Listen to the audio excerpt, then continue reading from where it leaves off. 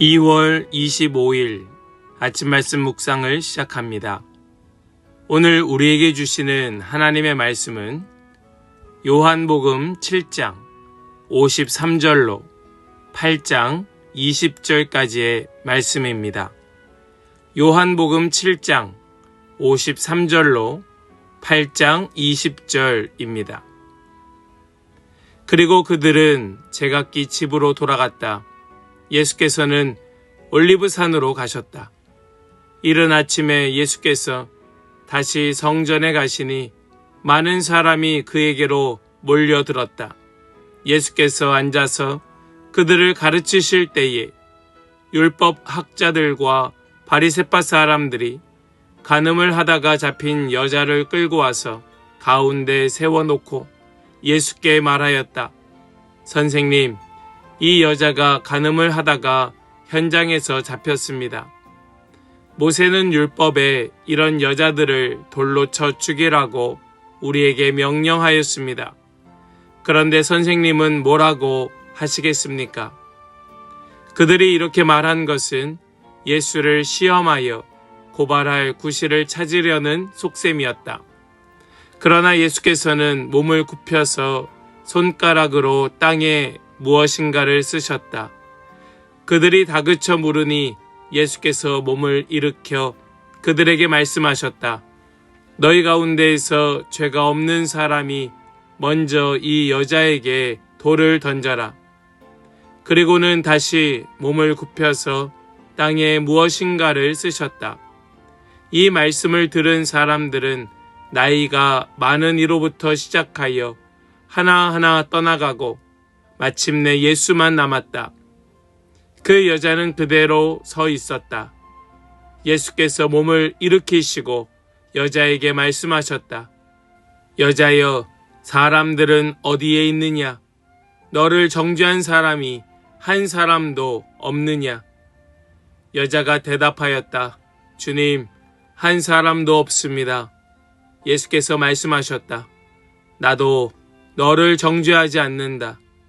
가서 이제부터 다시는 죄를 짓지 말아라. 예수께서 다시 그들에게 말씀하셨다. 나는 세상의 빛이다. 나를 따르는 사람은 어둠 속에 다니지 아니하고 생명의 빛을 얻을 것이다. 바리새파 사람들이 예수께 말하였다. 당신이 스스로 자신에 대하여 증언하니 당신의 증언은 참되지 못하오.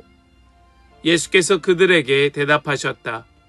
비록 내가 나 자신에 대하여 증언할지라도 내 증언은 참되다. 나는 내가 어디에서 와서 어디로 가는지를 알고 있기 때문이다. 그러나 너희는 내가 어디에서 왔는지도 모르고 어디로 가는지도 모른다. 너희는 사람이 정한 기준을 따라 심판한다. 나는 아무도 심판하지 않는다. 그러나 내가 심판하면 내 심판은 참되다.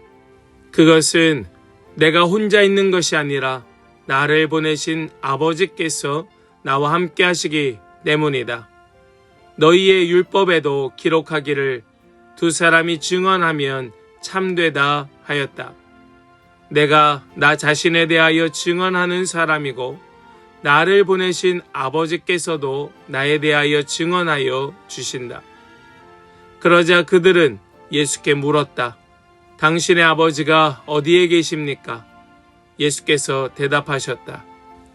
너희는 나도 모르고 나의 아버지도 모른다. 너희가 나를 알았더라면 나의 아버지도 알았을 것이다. 이것은 예수께서 성전에서 가르치실 때에 헌금궤가 있는 데서 하신 말씀이다. 그러나 그를 잡는 사람이 아무도 없었다. 그것은 아직도 그의 때가 이르지 않았기 때문이다. 아멘. 살아계신 하나님의 말씀입니다. 아멘. 할렐루야. 오늘도 우리와 함께 하시며 우리에게 말씀 주시는 주님을 찬양합니다. 주시는 말씀 붙들고 우리도 주님 앞에 서는 우리 모든 성도들 다 되시기를 간절히 소망하며 축복합니다. 오늘 말씀은 두 장면이 하나의 흐름으로 연결되고 있습니다. 그 첫 번째 장면은 정죄라고 하는 그런 재판자리 한 복판에 서 있는 한 여인에 대한 장면이고, 또 다른 장면, 두 번째 장면은 어둠 속에 있는 세상 앞에서 자신을 빛이라고 선언하시는 예수님입니다. 이 두 장면은 서로 다른 이야기가 아닙니다. 같은 진리의 두 각도를 보여주고 있습니다. 정죄 아래에 있는 인간, 그리고 그 정죄를 넘어서는 빛으로 오신 예수님. 인간은 죄를 기준으로 서로를 판단하고, 예수님은 빛으로 인간을 살리십니다. 오늘 이 본문은 한 문장으로 요약할 수 있을 겁니다. 그것은 빛 앞에 서는 자는 정죄 앞에 자유로워지고, 빛을 거부하는 자는 여전히 어둠에 머문다. 오늘 이 말씀이 이해되고 또 삶에 적용되는 우리 모든 성도들 다 되시기를 간절히 축복합니다. 우리는 먼저 인간은 죄보다 정죄에 더 집착한다 라는 사실을 깨닫게 됩니다. 오늘 본문 속에서 율법학자들과 바리새인들은 간음하다가 현장에서 붙잡힌 여인을 끌고 오게 됩니다. 그들의 질문은 너무나 단순합니다. 모세의 율법에 이렇게 기록되어 있지 않는가라는 것이었습니다. 성경에 이렇게 쓰여져 있다라는 것이 그들의 논리였습니다. 그런데 오늘 말씀의 6절에 보시면 말씀은 이렇게 기록하고 있습니다. 우리 말씀 6절만 같이 한번 보겠습니다. 그들이 이렇게 말한 것은 예수를 시험하여 고발할 구실을 찾으려는 속셈이었다. 그러나 예수께서는 몸을 굽혀서 손가락으로 땅에 무엇인가를 쓰셨다. 아멘.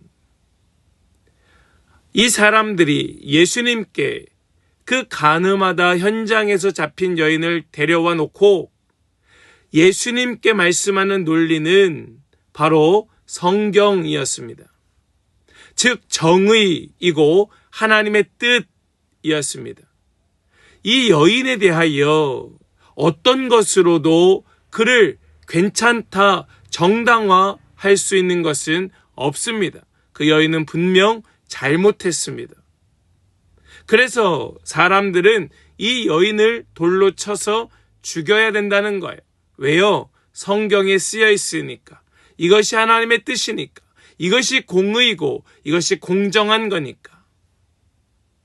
그런데 여기에서 우리가 놓치고 있는 것은 무엇입니까? 여자만 끌려왔다는 사실입니다. 이미 공정하지 않습니다. 이것이 바로 예수를 시험하여 고발할 구실을 찾으려는 속셈이었습니다. 정의의 옷을 입고 그들은 정죄하려 하였던 겁니다. 실제로는 무엇입니까? 그들은 자신들이 옳다는 것을 주장하여 예수님을 제거하려는, 예수님을 고발하려는 그들의 속셈이 그 뒤에 숨겨져 있었던 것이죠. 여러분들은 어떠하십니까? 여러분들은 혹시라도 성경을 근거 삼아 자신의 말이 옳다, 내가 틀리지 않았다 라고 하는 것을 주장하려 하지는 않습니까? 어떤 사람들은 이렇게 말할 겁니다. 나는 예수를 시험할 생각이 없어. 나는 예수님을 고발할 구실을 찾으려 하지 않았어 라고 말할지도 모릅니다. 그러나 중요한 것은 무엇입니까? 이 율법학자들과 바리새인들은 예수님이 아닌 자기가 옳다는 겁니다. 왜요? 성경에 그렇게 쓰여져 있으니까. 성경에 그렇게 기록되어 있으니까 우리가 옳다고 주장하는 것이 사실은 더 중요한 그들의 마음이었습니다. 여러분, 이것이 인간의 타락함입니다. 이것이 인간의 죄된 본성입니다. 그들은 자신의 본성, 그 죄악됨은 숨기고 오히려 성경을 근거로 삼아 자신들이 옳다고 주장하고 있었던 거예요. 예수님은 그들의 그 중심을 간파하고 계셨던 겁니다. 예수님은 죄를 가볍게 여기지 않으시지만 정죄를 멈추게 하십니다. 우리 말씀 7절부터 우리 9절까지의 말씀을 이어보겠습니다. 그들이 다그쳐 물으니 예수께서 몸을 일으켜 그들에게 말씀하셨다. 너희 가운데에서 죄가 없는 사람이 먼저 이 여자에게 돌을 던져라. 그리고는 다시 몸을 굽혀서 땅에 무엇인가를 쓰셨다. 이 말씀을 들은 사람들은 나이가 많은 이로부터 시작하여 하나하나 떠나가고 마침내 예수만 남았다. 그 여자는 그대로 서 있었다. 여기에서 예수님께서 이렇게 말씀하십니다. 죄가 없는 사람이 먼저 돌을 던져라. 여러분, 이 말씀을 잘 이해해야 합니다. 예수님의 이 말씀은 그 여인에게 죄가 없다 말씀하는 것이 아니었습니다. 그 여인에게 죄가 없다, 성경이 틀렸다 라고 말씀하는 것이 아니라 지금 돌을 들고 있는 그 사람들이 여인을 정죄할 만한 자격이 없다는 것을 밝히고 계시는 겁니다. 여러분, 이것이 중요합니다. 여러분, 이것이 우리가 깨달아야 될 바입니다. 사람들은 하나둘씩 떠나갑니다. 그리고 마침내 예수님만 남습니다. 여러분, 우리는 오늘 이 말씀 앞에 서야 할 것입니다. 우리는 이 말씀 앞에 우리 자신을 발견해야 될 것입니다. 우리의 모습은 어떠합니까? 우리의 삶은 어떠합니까? 정말로 우리는 누구 앞에 있습니까? 다 떠나갔습니다. 왜요? 그들은 감사하게도 자신이 자격이 없다는 사실을 발견했기 때문에 그렇습니다. 여러분들은 떠나가고 있습니까? 남아 있습니까? 떠나간다면 왜 떠나갔습니까? 남았다면 왜 남아 계십니까? 오늘 말씀은 그것을 우리에게 더 잠잠히 생각하게 합니다. 예수님은 정죄 대신에 새로운 삶으로 그 여인을 부르고 계십니다. 과거에 묶여 사는 것이 아니라 은혜로 나아가게 하십니다. 그리하여 예수님은 그렇게 미래로 나아가려고 하는 자에게 뭐라고 말씀하고 계시는가? 우리 11절 말씀을 먼저 보시면 11절에 이렇게 말씀하십니다. 예수께서 말씀하셨다. 나도 너를 정죄하지 않는다. 가서 이제부터 다시는 죄를 짓지 말아라 말씀하시죠. 예수님께서는 그의 삶을 과거에 묶여있는 삶이 아니라 미래로 나아가게 하시면서 다시는 죄를 짓지 말라 말씀하시고는 12절에서 이렇게 말씀하십니다. 나는 세상의 빛이다. 나를 따르는 사람은 어둠 속에 다니지 아니하고 생명의 빛을 얻을 것이다. 아멘. 예수님께서는 자신을 세상의 빛이라 말씀하여 주십니다. 예수님이 빛이시니까 그 빛으로 나아가라고 말씀하십니다. 빛의 특징은 하나입니다. 그것은 드러내는 것입니다. 빛은 드러냅니다. 그리고 그 빛으로 살아가게 합니다. 이 여인이 빛으로 살아갔는지 여전히 어두움 가운데 있었는지 우리는 성경 속에서 확인할 수는 없지만 오늘 말씀 속에 분명하게 드러난 것은 무엇인가 하면 그 여인도 죄 가운데 있던 자였고 그 많은 무리도 죄 가운데 있던 자들이었다는 사실과 예수님의 말씀 속에 그 모든 자들은 떠나갔고 이 여인은 그럼에도 예수님 앞에 남았다는 사실을 보여주고 있습니다. 사랑하는 성도 여러분, 예수님이 빛입니다. 예수님이 드러내십니다.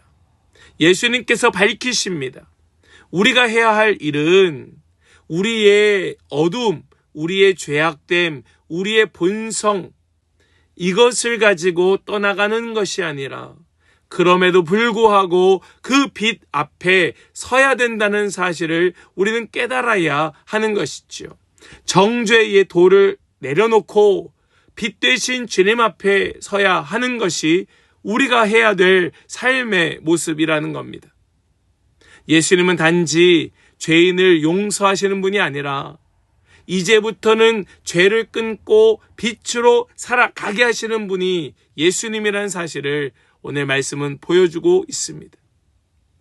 사실 오늘 말씀 속에서 하나라도 기대하고 바랐던 것은 그 수많은 무리들이 자신이 들고 있던 정죄의 돌을 내려놓고 그 자리를 떠나가는 것이 아니라 예수님 앞에 엎드렸다면, 예수님 앞에 머물러 있었다면 하는 것을 생각해 보게 됩니다. 오늘 말씀은 세 종류의 사람을 보여주었습니다. 돌을 든 사람, 그리고 돌 앞에 선 사람, 그리고 돌을 내려놓게 하신 예수님. 어쩌면 우리는 모두 돌을 들고 있던 사람들이었을지 모르고 동시에 돌 앞에 서 있던 사람이었을 것입니다. 그리고 우리는 이제 다 그 빛 앞에 있습니다. 복음은 단순합니다. 정죄 아래에 머물 것인가, 빛 안으로 들어갈 것인가 입니다. 예수님은 지금도 말씀하십니다. 나는 세상의 빛이다. 나를 따르는 사람은 어둠 속에 다니지 아니하고 생명의 빛을 얻을 것이다. 그러므로 무엇을 말씀하십니까? 빛 가운데 살라 말씀하고 계시는 것이죠. 사랑하는 여러분, 오늘 말씀 속에서 우리가 그 주님을 만나기를 원합니다. 우리는 분명 돌을 든 자이고 돌 앞에 선 자입니다. 우리는 돌을 던질 자격도 없고 예수님의 말씀 앞에 감히 떠나갈 자격도 없는 자들입니다. 우리 부디 그 앞에 엎드리는 자 될 수 있기를 주님의 이름으로 간절히 축복합니다. 아멘. 우리 이제 더 깊은 묵상으로 함께 나아가길 원합니다. 나는 다른 사람의 죄에는 엄격하고 내 죄에는 관대한 모습이 있지는 않은가? 나는 여전히 정죄와 또 죄책감 속에 머물러 있는가? 아니면 예수님의 용서를 믿고 있는가? 나는 빛 가운데 살아가고 있는가? 아니면 여전히 숨고 있는 부분이 있는가? 예수님을 따르는 삶이 내 일상의 실제적인 방향이 되고 있는가? 우리 이것들을 곰곰이 생각하면서 주님께 지혜와 또 용기를 구하며 함께 더 깊은 묵상으로 나아가길 원합니다. 함께 묵상으로 나아가겠습니다.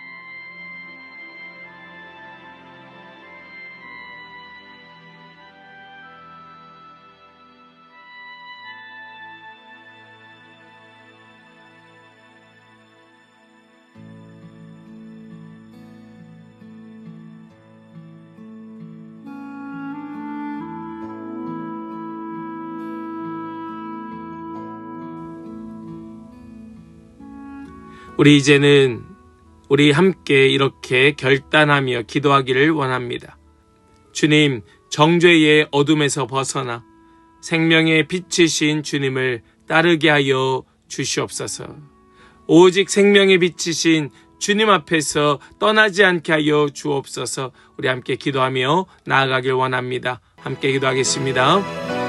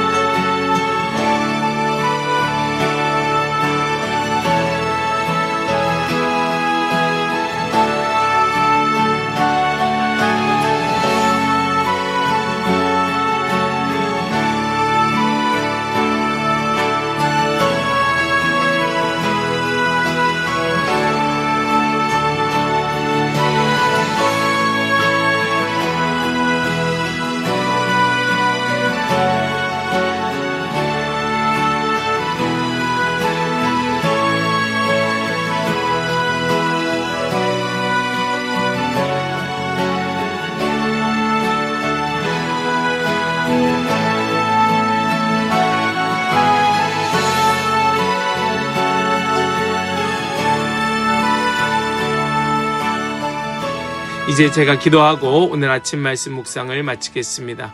기도하겠습니다. 생명의 빛 되신 주님, 우리는 때로 남을 정죄하며 살았고 때로는 정죄 아래 무너져 있었음을 고백합니다. 그러나 주님은 우리를 정죄하지 않으셨고 오히려 빛으로 부르셨습니다. 이제 어둠에 머물지 않게 하여 주시고 빛 가운데 살아가게 하여 주시옵소서. 죄에 묶이지 않게 하여 주시고 은혜 안에서 새로운 삶을 살게 하여 주시옵소서. 예수님을 따르는 삶이 우리의 존재의 방향이 되게 하여 주시옵소서.